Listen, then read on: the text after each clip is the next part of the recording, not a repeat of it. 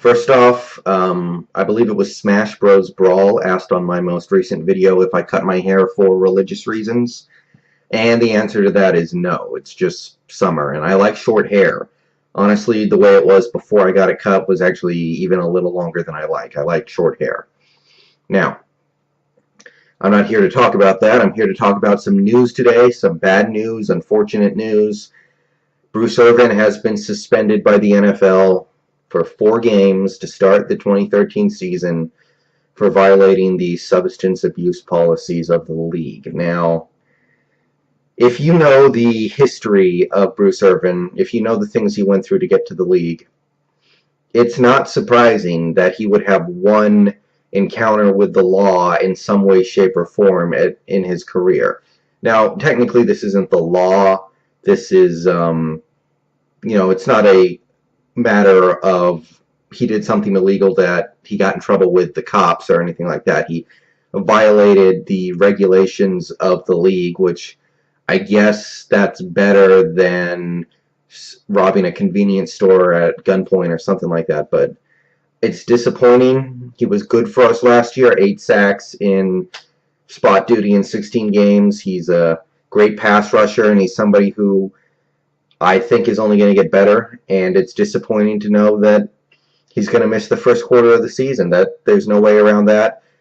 And if you look at those first 4 games, we may not have Chris Clemens. I don't know when Chris Clemens is going to come back, but he had a major injury. So we may go into the first month of the season with Michael Bennett, Cliff Avril, and then you have some rotational fringe players that really aren't anything.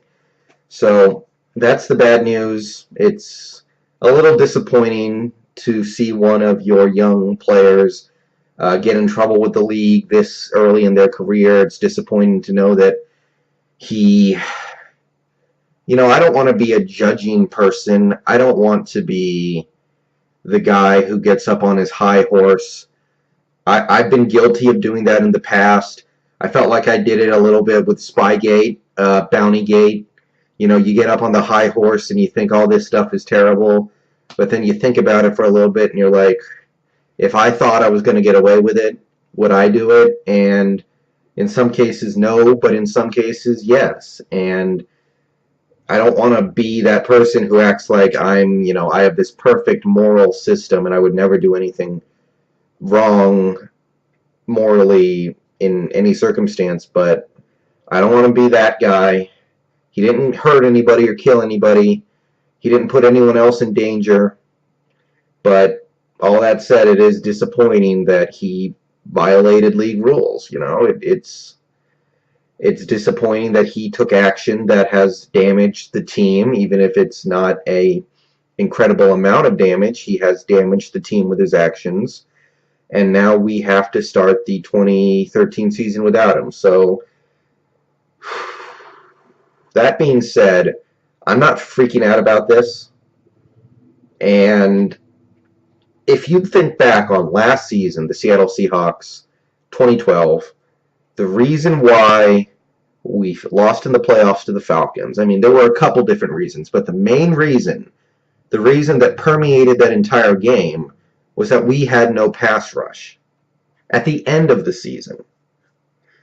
If we have a pass rush at the end of the season, we're going to be okay. That's what we want. That's what I want. That's what I think most fans want. After what happened last year, we don't care what this team does in the regular season, as long as they make the playoffs. We don't care if they go 10-6 and get the 6th seed. We don't care if they go 15-1 and get the first number 1 seed. It doesn't. Last year we had some good regular season success. We won a playoff game. So now we are measuring ourselves by playoff success. Regular season is just how you get to the playoffs. For this team, with the expectations we have for ourselves, with all the things we've done, I'm not going to judge how good a season we had by what we do in the regular season. It's going to be all about the postseason for me.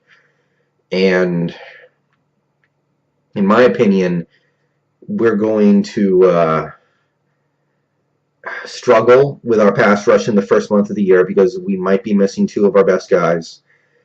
But as long as we get Bruce Irvin back for the rest of the season and playoffs, as long as we have Chris Clemens back for the end of the season and playoffs, as long as we have those 4 guys ready to go for us when January comes around, or early enough in December or November for us to be there in January, then everything else is fine. I want a pass rush in the playoffs. I don't care about a pass rush in week 1 when we go to Carolina. You know, that's a game that could be close. I think we'll win offhand, but there's a lot of things that can happen, and Carolina is not a bad team. We play San Francisco week 2. You know, that's a game where maybe a better pass rush could swing the game, but I don't really care about having a pass rush early in the season. I want it at the end, and I think that's what all Seahawks fans want. So as long as he's there at the end of the season, he can go take the first month of the season off, and I don't think he will. I'm sure he'll be working hard to come back. But if it makes him more rested when the playoffs come around, maybe it's a blessing in disguise. If Chris Clemens can't come back until halfway through the season, maybe that's a blessing in disguise, because then he'll be fresh for the playoffs. So I'm not worried about this. It's a little disappointing, and hopefully it doesn't happen again. And I guess the last point to talk about would be, what about an appeal? Obviously, Richard Sherman won an appeal. For me, if you look at the way Bruce Irvin was acting on Twitter, you can go look at the message he posted to his followers on Twitter, the things he said. It's pretty obvious to me that he is admitting guilt and is accepting the 4-game suspension, and there's not going to be any fight. It would be very weird for him to act this apologetic if he was going to even try to pretend that he was innocent. So I don't see that as a realistic possibility. I guess the only way that could happen is if he says, if he turns it around to say something like, "I'm sorry, I wasn't careful enough with what I was putting in my body to where there was accidentally a positive drug test," but I think he did it. I think he knows he did it, and I think he's admitting that he did it. So 4 games to start the season without Bruce. Cliff Avril, Michael Bennett, this is what you're here for. And other than that, season's a couple months away.